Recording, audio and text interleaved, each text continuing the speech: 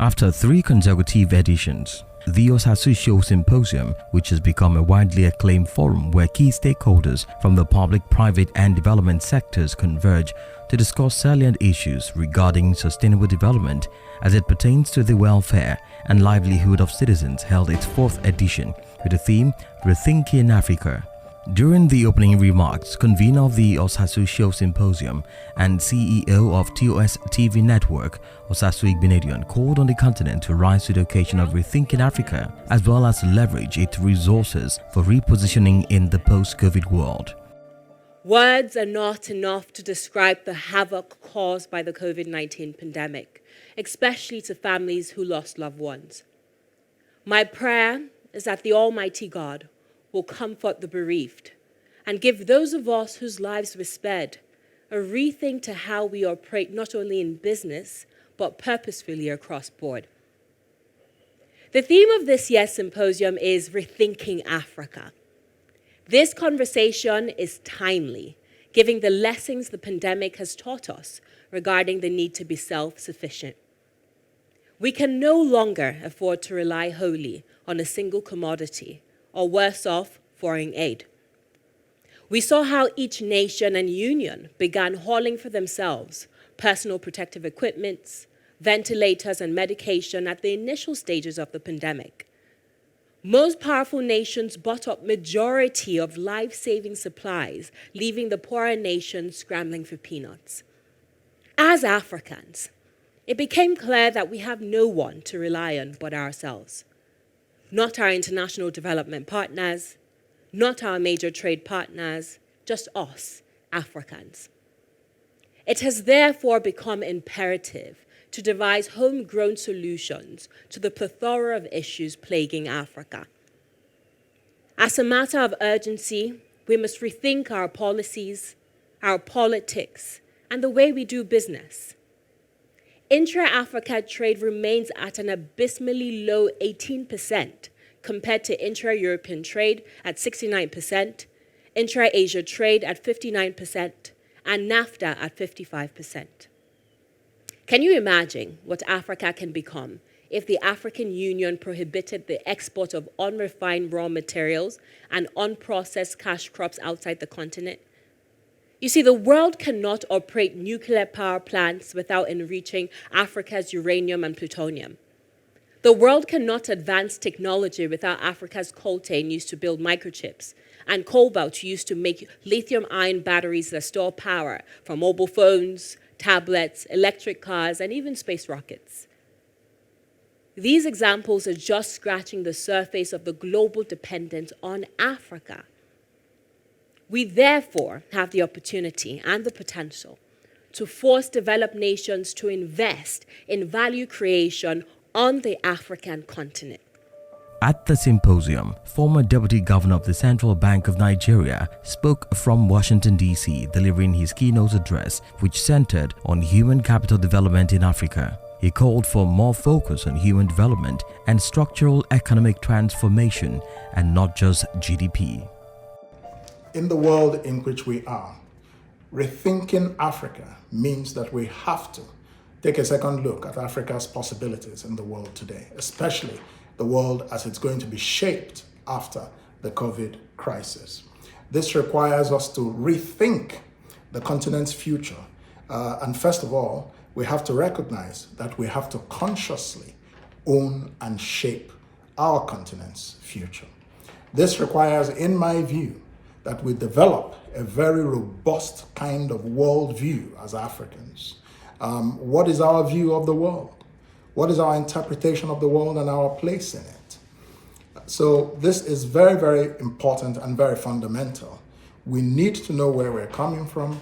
We need to know where we're going. We need to know how we are going to get to where we're going. And we need to have a value system, a knowledge system, a strategy, a plan of action.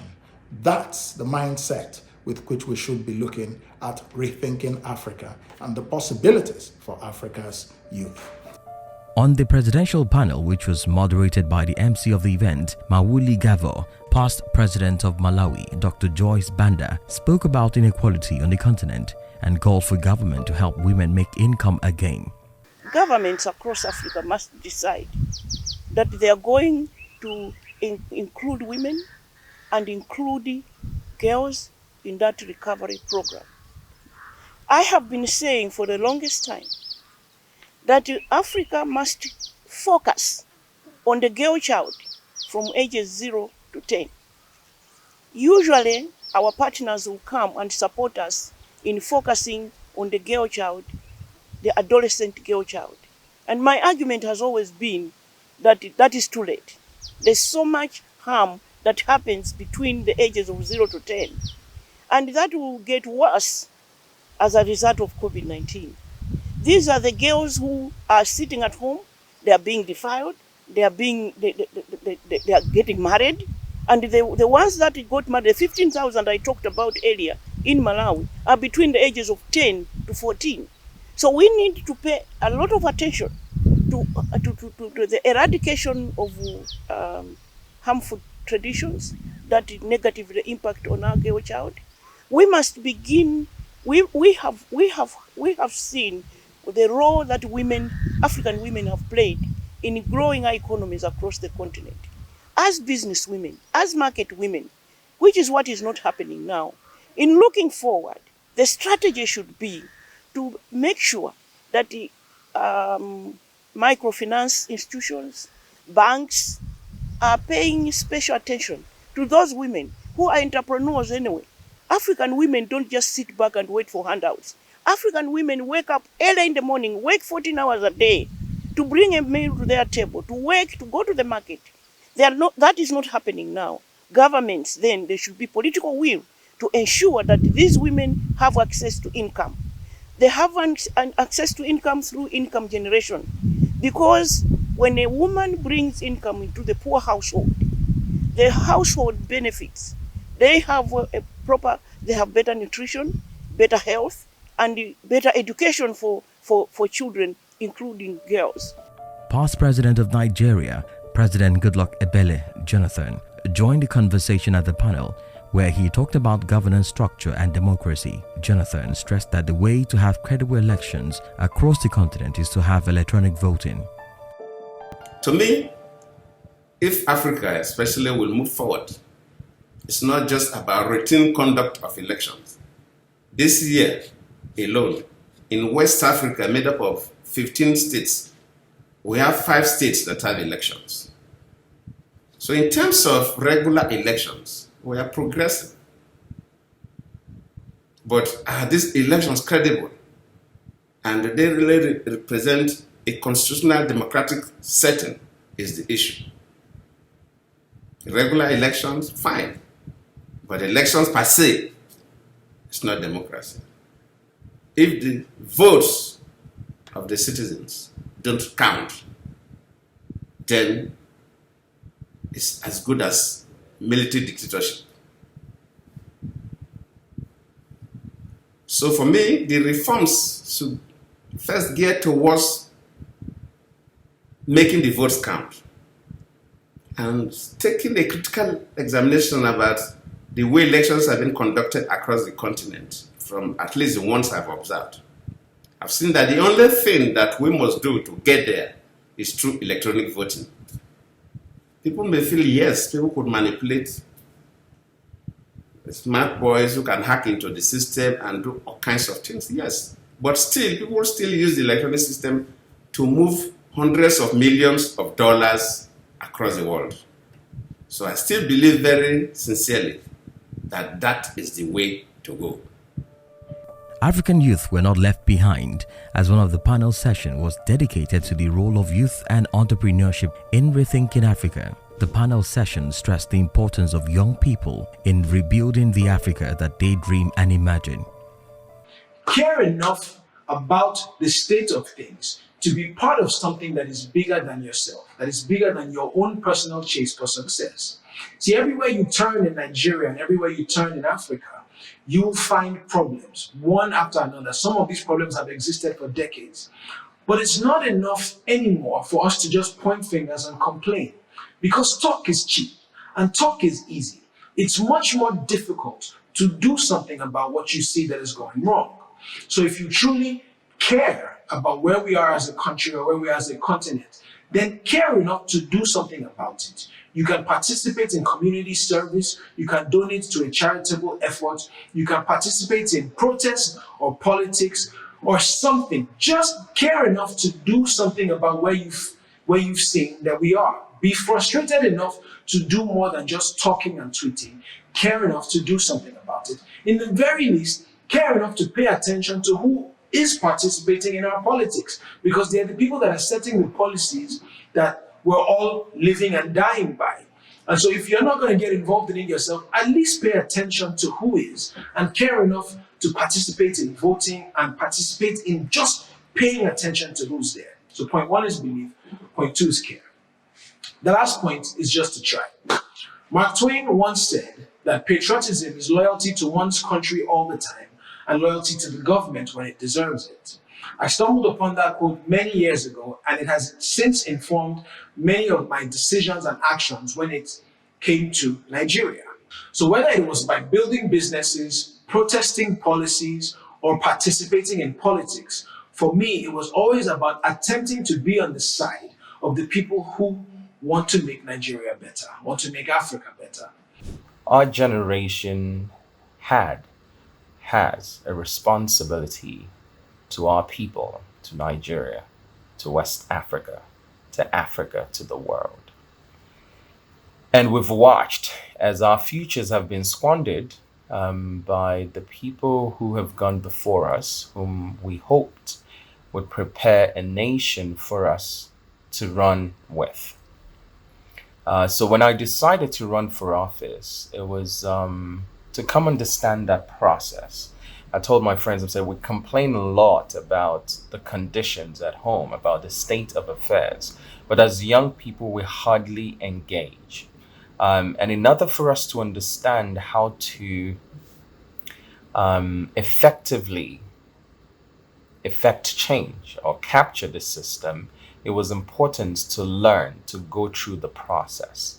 And what going through the process was supposed to do was, one, understand what has worked for the generations of people who have been there for the last 40, 50 years, right? But also figure out where the loopholes and the flaws are in their systems, which were built upon successes from 40 and 50 years ago. We have so much, at our disposal today that can disrupt or at least circumvent these processes. The youth of Africa are faced with mainly three challenges. Number one is corruption and elitism, which seeks to satisfy the politics of the stomach. Now, here in South Africa, we've had many scandals that came up recently where you'll find that the politically connected individuals have been awarded the contracts to supply PPE to the Department of Health. Number two is rules and regulations. That makes it very difficult for entrepreneurs and professionals alike to get into the professional spaces because of issues like compliance and qualifications. Now, the third one, which I think is critical of them all, it is the issue of the untapped and often ignored demographic dividend that we have in Africa. Now, the African demographic dividend consists mainly of the youth. Now, what we need to do is for Africa to create an economic environment that will allow the youth of Africa to partake in the economy from as early as possible and for as long as possible. Also, giving a keynote speech, Professor and art historian Professor Chika Okeke-Agulu spoke on the role of arts and culture in the future of a better Africa. Africa still dealing with the trauma of colonization and bad governance has not shown the capacity to take ownership of its history in all its complexity and sophistication. And I'm saying that until Africa takes charge of recovering its histories on its own terms, it cannot meaningfully account for its present, much less imagining a competitive future without relying, sadly, on the same sources that for centuries forced it into a state of God-forsaken disadvantage. The final panel of the symposium featured key decision makers in a fireside chat who couldn't be left out in the conversation of Rethinking Africa. There are huge challenges. I'm one who believes that even as we face crises, we can build from them and take lessons from them. I think ours, is invest in capacity. Capacity, capacity, capacity. Africa's shown what it can do to build that capacity and to act on it. I think the second is to act in unity, in concert, and collaboratively. A virus like this, climate change, many of the challenges we face don't pay attention to borders and in fact exploit disunity. So the second is how do we work together and collaborate more effectively? The third is how do we invest political capital? These things don't happen by sheer will alone. How do we marry political capital, data, science, and evidence? And make sure that our citizens are fully engaged, and not just those who are doing their part by participating in a lockdown, by sacrificing, but are also part of building, changing, and growing. Through the effort of the AU chairperson, His Excellency President Ramaphosa, and the work of the AU envoy, Ms. Masiwa, and others, Africa has been able to negotiate what they call the Africa quota from different suppliers and reduce the price of some of the material by up to 40%. But beyond that, the African Bank has also been doing other things to support the continent at this time. We launched a pandemic trade impact mitigation facility in March to help the continent support the continent to procure COVID materials, to help the different countries, the banks and the corporations to adjust in an orderly manner to the economic shock brought by the pandemic. As we speak, we've disbursed over $5 billion under this facility. This has benefited banks, corporations, and countries all over Africa. There is a tide in our affairs. This is the time. These are the floods upon whose crest we must ride.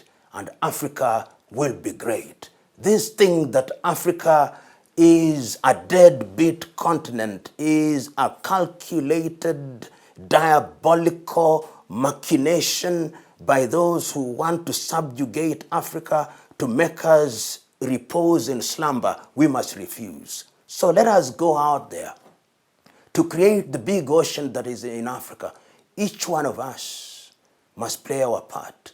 Let us be a big tree in a big forest. Let us be good trees as individuals that we may make a forest that will make Africa visible and great for this generation and generations yet to be born. In this quest, the approach of leadership must not only be co-generational, but intergenerational.